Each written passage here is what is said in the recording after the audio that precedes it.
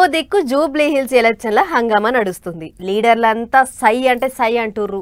పార్టీలన్నీ రువ్వడి పెంచినాయి. గిసొంటి యాళ్ళ అందరూ కనిపిస్తుర్రు కానీ ఇక సార్ ఒక్కడు కనిపిస్తలేడు. ఎటు పోయిండబ్బా అని అనుకుంటుంటేనే అగ్గో వచ్చిండు సార్. నమస్తే సార్. రెండు రాష్ట్రాలలో ఎక్కడ ఎలక్షన్ ఉంటే అక్కడ పాలన ఉంటాడు అనుకుంటుంటారు చాలా మంది.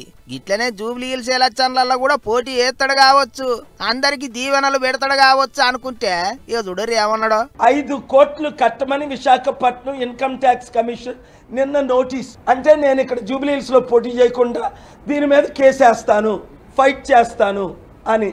నేనంటే ఎందుకంత భయం? అబ్బరనాయనే, పాలనను చూసి పార్టీలన్నీ భయపడుతున్నాయట.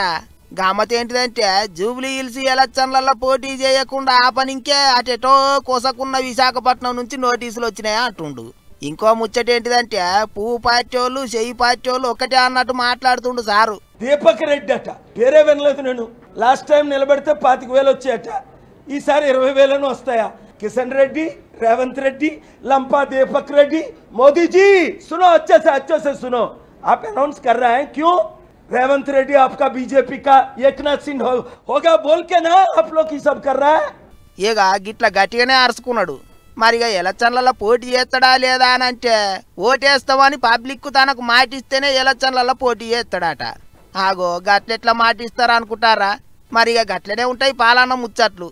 ఏం చేస్తాడో ఏమో గాని అట్లిట్లా అమెరికాకేంచి విమానం అయితే దిగిండు. ఇక రేపో మాపో జూబ్లీ హిల్స్ లో తిరుగుతాడు కావచ్చు. పాలన అంటే పాలననే పోన్రే, గమ్మతుంటది వ్యవహారం అనుకుంటారు పబ్లిక్.